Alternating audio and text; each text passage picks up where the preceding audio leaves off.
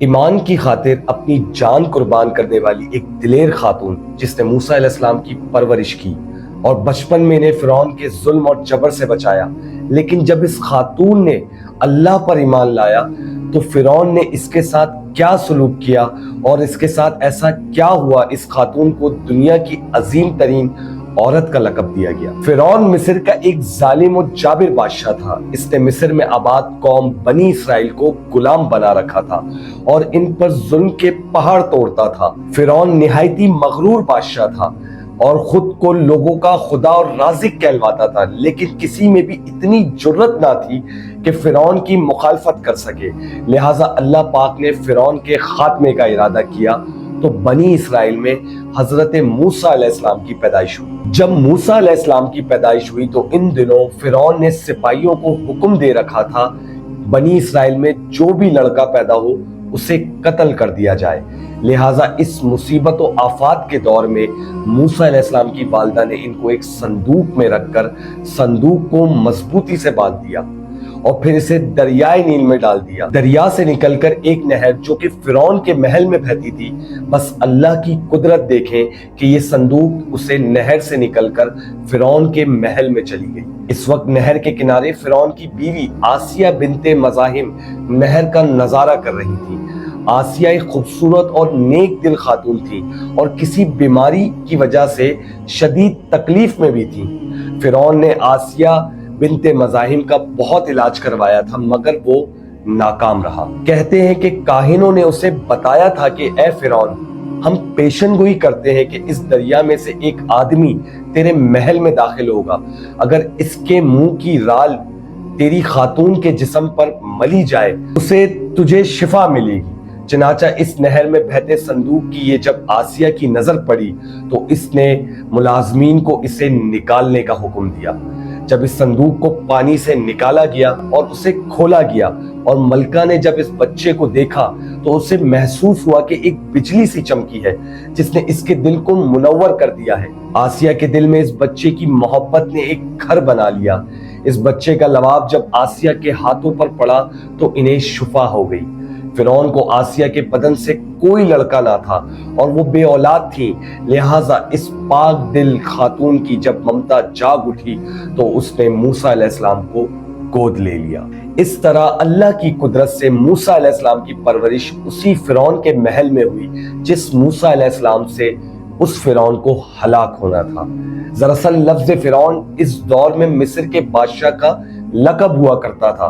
موسیٰ علیہ السلام کے قصے کے سلسلے میں 2 فرعونوں کا ذکر آتا ہے، جس کے زمانے میں آپ پیدا ہوئے اور اسی کے محل میں پرورش پائی، اور دوسرا وہ جس کے پاس ایمان کی دعوت اور بنی اسرائیل کی آزادی کا مطالبہ لے کر گئے اور جو سمندر میں غرق ہو گیا۔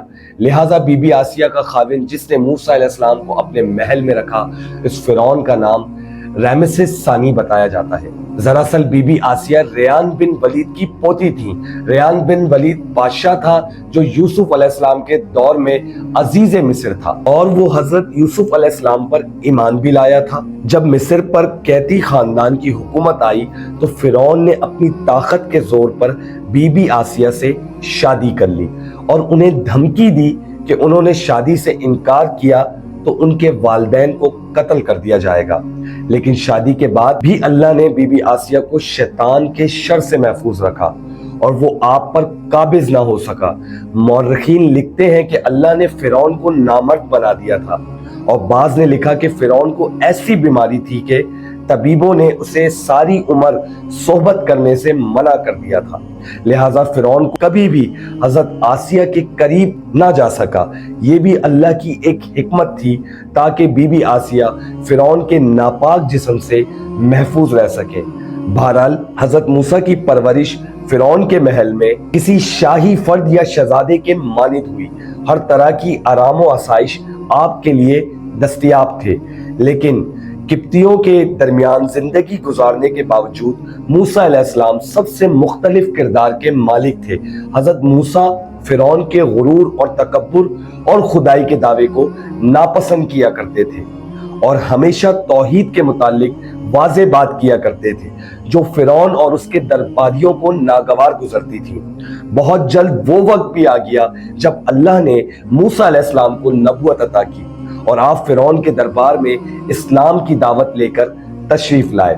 اس وقت فرعون کے مطالبے پر جادوگروں اور موسیٰ علیہ السلام کے درمیان سحر کا مقابلہ ہوا، جس میں حضرت موسیٰ علیہ السلام کا عصا ایک خطرناک سانپ میں تبدیل ہو گیا اور جادوگروں پہ حق واضح ہو گیا۔ یہ اللہ کے سچے رسول ہیں جنہیں ہماری ہدایت کے لیے بھیجا گیا ہے، جبکہ فرعون اپنی انا اور غرور پر قائم رہا اور موسیٰ علیہ السلام کی دعوت کا انکار کر دیا۔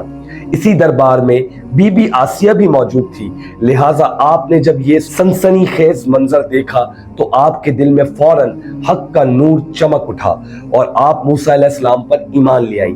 بی بی آسیہ فرعون مصر کی بیوی اور ملکہ تھی۔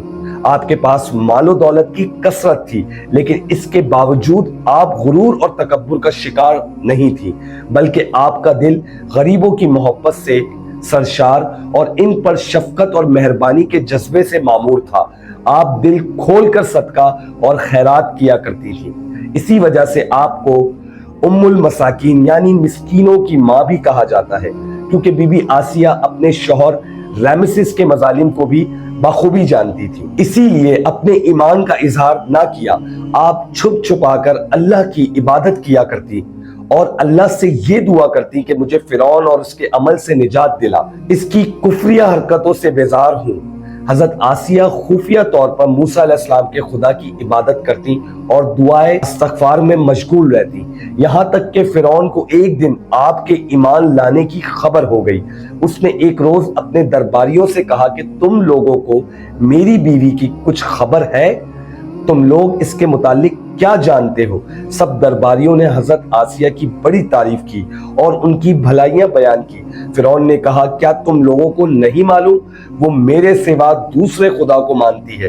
لہٰذا فرعون نے حضرت آسیہ کو دربار میں بلایا اور ان سے دریافت کیا کہ تو کسے اپنا معبود مانتی ہے؟ حضرت آسیہ نے دلیری اور جذبہ ایمانی سے جواب دیا، میں موسیٰ کے رب پر ایمان رکھتی ہوں جو میرا، تیرا اور ہم سب کا خدا ہے۔ فرعون اس بے باک جواب سے غضبناک ہو گیا اور جلد ہی پورے شہر میں اس بات کی شہرت ہو گئی کہ بی بی آسیہ فرعون کی بیوی اور ملکہ نے فرعونی طور طریقے کو ٹھکراتے ہوئے موسیٰ کے رب کو قبول کر لیا ہے۔ تو فرعون نے بی بی آسیہ کو سمجھا بجھا کر، ترغیب دلا کر، ڈرا دھمکا کر موسیٰ علیہ السلام کے دین کو چھوڑنے کا کہا، لیکن اس نے جب حضرت آسیہ کے چٹان جیسے جذبے کو دیکھا تو اس نے ظلم اور بربریت سے کام لینے کی ٹھان لی۔ فرعون نے اپنے اہلکاروں کو حکم دیا کہ وہ آسیہ کو تپتے ہوئے ریگستان کی دھوپ میں لٹا دے، لہٰذا آپ کو شدید گرمی میں ریت کے تپتے ہوئے ریگستان میں چھوڑ دیا گیا۔ فرعون اس جگہ دورہ کرتا رہا اور کہتا رہا، اب تو باز آ جا، اور اگر تو نے میری بات مان لی تو محل کی شاہی زندگی اور آسائش تیری منتظر ہے۔ مگر حضرت آسیہ پر اس کا کوئی اثر نہ ہوا، کیونکہ آپ کو جنت کے اس لافانی محلات پر ایمان تھا، کیونکہ اللہ تعالیٰ نے انہیں عطا کرنے کا وعدہ کیا تھا۔ جب فرعون نے حضرت آسیہ کی ثابت قدمی کو دیکھا تو اس نے آپ کو شہید کرنے کا فیصلہ کر لیا اور اس نے اپنے سپاہیوں کو حکم دیا کہ کہیں سے بڑی بڑی چٹان اٹھا کر لے آؤ اور حضرت آسیہ کو چت لٹاؤ اور وہ چٹان اس پر گرا دو۔ لہٰذا جب یہ لوگ پتھر لائے اور جب حضرت آسیہ کو لٹایا گیا تو آپ نے اپنی نظر آسمان کی طرف اٹھائی تو پروردگار نے حجاب ہٹا دیے اور جنت اور وہاں جو محل ان کے لیے بنایا گیا تھا اسے انہوں نے اپنی آنکھوں سے دیکھا۔ آخرکار اس پتھر کو آپ کی طرف گرا دیا گیا اور آپ کی روح پرواز کر گئی۔ حضرت آسیہ کے فضائل میں حدیث مبارکہ کچھ اس حساب سے آئی ہیں کہ رسول اللہ نے فرمایا، مردوں میں سے بہت سے درجہ کمال کو پہنچے، لیکن عورتوں میں سے سوائے فرعون کی بیوی حضرت آسیہ اور عیسیٰ علیہ السلام کی والدہ مریم بنت عمران کے کوئی عورت درجہ کمال تک نہیں پہنچی۔ ایک روایت میں آتا ہے کہ جنتی عورتوں میں سب سے افضل خدیجہ بنت خویل، فاطمہ بنت محمد اور فرعون کی بیوی آسیہ بنت مزاحم اور عیسیٰ علیہ السلام کی والدہ مریم بنت عمران ہیں۔ تو ویڈیو اچھی لگے تو لائک کریں، چینل کو سبسکرائب کریں اور بیل آئیکن کو لازمی دبا دیں تاکہ اسی طریقے کی ویڈیوز کے ساتھ ہمارے ساتھ جڑے رہیں۔